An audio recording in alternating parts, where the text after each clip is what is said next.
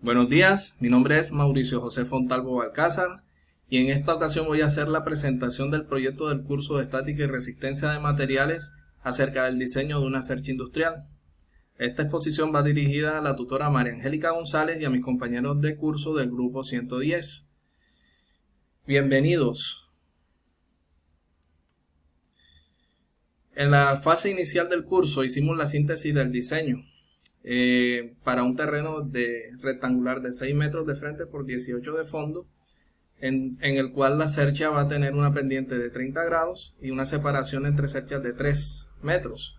Vamos a utilizar un perfil de acero estructural A36 de ángulo de piernas iguales, L64 por 64 por 4.8. Eso lo vemos en el libro guía de la unidad 2, en los apéndices que se describen en el problema. El tipo de cercha seleccionada fue la tipo Howe y a cada nodo lo identificamos con una letra como las que pueden observar: A, B, C, D, E, F, G, H, I, J, K, L. Notamos que tenemos que hallar la longitud de la cuerda inferior, que es igual a 6 metros. Esto quiere decir que cada tramo de esa cuerda tiene 1 metro, y la cuerda superior la hallamos dividiendo la cuerda inferior entre el valor del ángulo, haciendo su coseno de 30 grados, y eso nos da este valor que tenemos aquí. Para saber el número de cerchas, lo que hicimos fue dividir los 18 metros del terreno rectangular entre la separación entre ellas, sumándole una más, y nos dio el valor de 7. Para el área de influencia multiplicamos los 3 metros de separación entre cerchas y lo multiplicamos por la cuerda superior, y eso nos da este valor. La referencia del viento la tomamos según la ciudad de Cúcuta, que es de 10 metros sobre segundo. Para hallar las longitudes de los elementos utilizamos, lo que hicimos fue dividir la cercha entre 2. Eso nos da un valor de 3, y pico, 3,43, y ese valor dividirlo entre 2 nos dio la longitud de este perfil interno que está aquí. Eso es igual a 1.73 de J, y la distancia que hay entre los tramos de la cuerda inferior es igual a 1.155, como lo ven aquí. Esta es la longitud de la cuerda inferior, y para hallar, por ejemplo, la longitud del perfil BL, utilizamos la tangente del ángulo dividido entre el tramo donde se encuentra ese perfil, y eso nos dio 0.57. Su homólogo es FH, también tiene el mismo valor. Al hallar todas las longitudes de los elementos, tenemos un total de 23,488 metros. CJ lo hallamos utilizando el teorema de Pitágoras, teniendo como base los elementos ya encontrados como BK y CJ y CK, perdón, BK y KJ. Aquí tenemos la referencia del perfil con el que vamos a trabajar, y tomamos el dato del peso. Aquí está la referencia de donde se encuentra estos datos, y lo que hicimos fue multiplicar esa masa por 2, porque van a ser dobles los perfiles, y nos da este valor. Tenemos el tipo de teja con el que vamos a usar, que es la número 6. Aquí está la referencia donde la sacamos, la teja ondulada perfil 7 de Eternit, y esta tiene un peso de 17.6.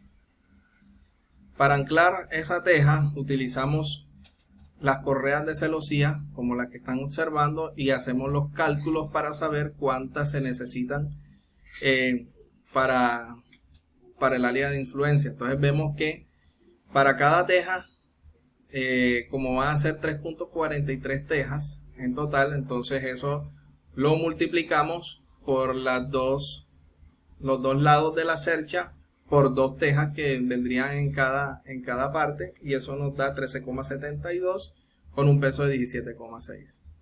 Aquí está el dibujo de la cercha y su densidad, que es de 5 kilos. hallamos el cálculo de las cargas vivas tomando el valor del peso de una persona multiplicado por el área de influencia por la gravedad y tenemos este valor.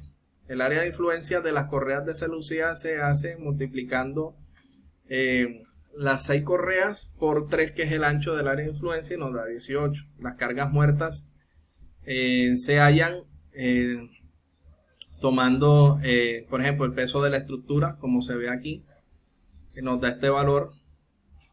La carga del viento, hacemos el cálculo y nos da este valor. El peso de las correas, como ya lo vimos, hacemos también los cálculos y tenemos este valor. Para el peso de las tejas, tomamos los valores hallados anteriormente, lo multiplicamos por la gravedad, todo eso va multiplicado por la gravedad y nos da este valor. Al hacer la sumatoria de las cargas muertas, nos da 6.626 newton, y las cargas totales es la suma de las cargas vivas más las cargas muertas, y esto nos da un valor de 20.899. Esto lo llevamos a 21, y para saber cómo van distribuidas las cargas en la estructura, lo dividimos entre 6, que es la resta de 7 menos 1. O sea, 21 entre 6 nos da 3.5 kilonewton. Y vemos que las fuerzas están actuando hacia abajo en la estructura, porque así va a ser soportada la cubierta. Para el análisis del diseño,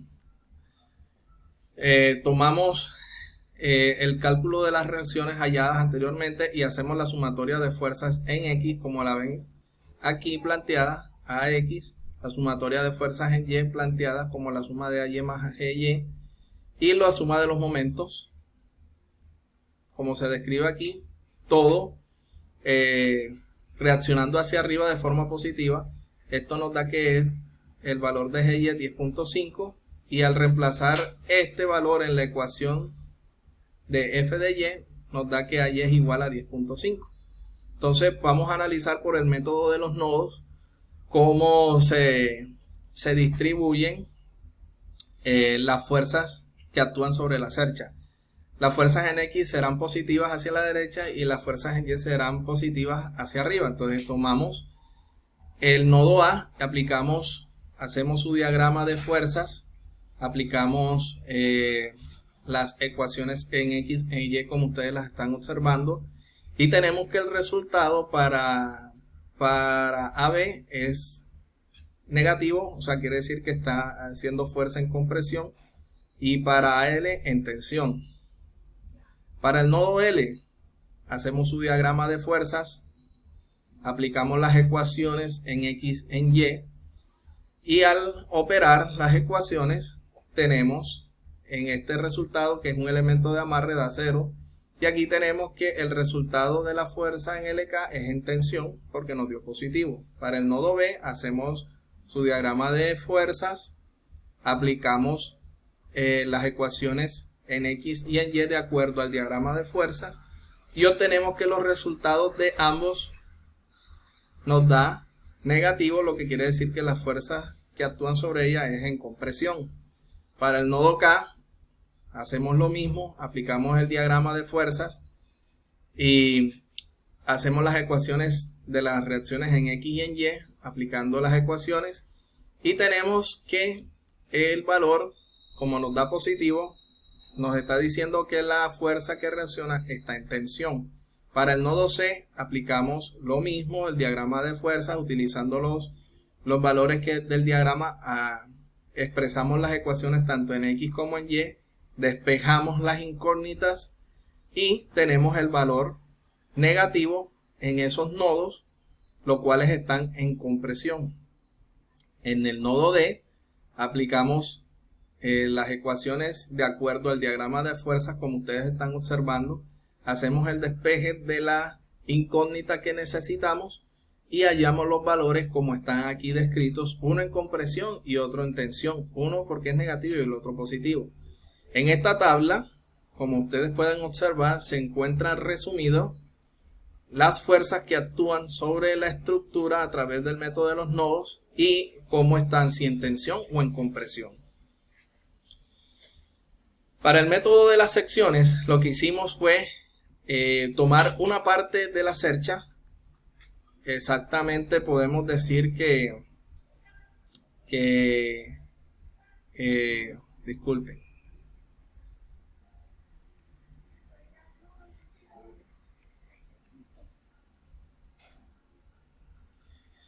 Una parte de la cercha y la seccionamos. Entonces, aplicando la sumatoria de los momentos, vamos a evaluar el punto LK. Vemos que la sumatoria de los momentos es igual a 0.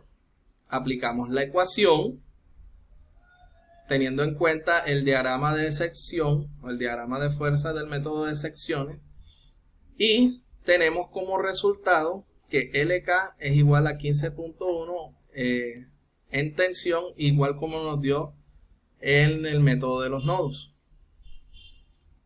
Para la evaluación del diseño, lo que hicimos fue calcular los esfuerzos normales y el factor de seguridad que habíamos de tener en cuenta en la estructura de la cercha. Para ello tomamos como referencia los datos hallados en la fase anterior, en análisis del diseño. Aquí tenemos nuevamente la referencia del perfil seleccionado con su referencia bibliográfica, y aplicamos el teorema de Steiner para poder hallar los momentos de inercia sobre este perfil. Aquí dice que hallamos el momento de inercia, luego se selecciona el menor momento de inercia, en este caso I de X, como se va a utilizar el perfil de piernas iguales, debemos buscar el área que abarcará el perfil, y esto es lo que hallamos en con esta ecuación. Aquí tenemos los datos del perfil y planteamos los momentos de inercia. Como podemos observar, los momentos de inercia en X, se plantea la ecuación, se hacen los reemplazos de los valores y tenemos que el momento de inercia en X, este valor, lo mismo hacemos con Y, tenemos el resultado y sumamos las áreas en las cuales necesitamos para hallar el área del perfil y tenemos este valor en metros cuadrados. Como dijimos que seleccionábamos el menor momento de inercia, seleccionamos el I de X. Entonces calculamos los esfuerzos normales utilizando la fórmula descrita aquí de esfuerzos normales, así como se describe en la diapositiva, y planteamos las operaciones. Si pueden observar, vemos que el área del perfil es la misma para los nodos, pero los esfuerzos se calculan a través de la fórmula que vimos anteriormente, y vemos también cómo actúan esas fuerzas en la cercha. Esto se da en megapascales. Hallamos el factor de seguridad para cada uno tomando como referencia de carga crítica usando la fórmula como si fueran columnas de Euler. Si el factor de seguridad es menor de 3, se redimensiona el elemento. Entonces medimos la elasticidad de él y la tensión de él, según el cuadro que estamos viendo allí, y aplicamos la fórmula. Primero, para la cedencia. Vemos que la cedencia es de 250 para todos y aplicamos el factor de seguridad. Como vemos que el factor de seguridad está por encima de 3, esto quiere decir que podemos tener la certeza de que la estructura va a soportar la cubierta. Ahora, utilizamos la fórmula de Euler para hallar las cargas críticas de los elementos que están en compresión. Los de los esfuerzos normales fueron los de tensión, como se ve aquí descrito. Y aplicamos la fórmula para hallar, teniendo en cuenta lo que les dije, la elasticidad en gigapascales, y tenemos aquí los resultados. Como el factor de seguridad es mayor que 3, eso quiere decir que no hay que redimensionar ningún elemento. Aquí tenemos los datos descritos para cada elemento en compresión. Y bueno, aquí estará el enlace de este video tutorial. Aquí están las bibliografías para la fase 2, la fase 3 y la fase 4. Agradeciendo su atención, muchas gracias.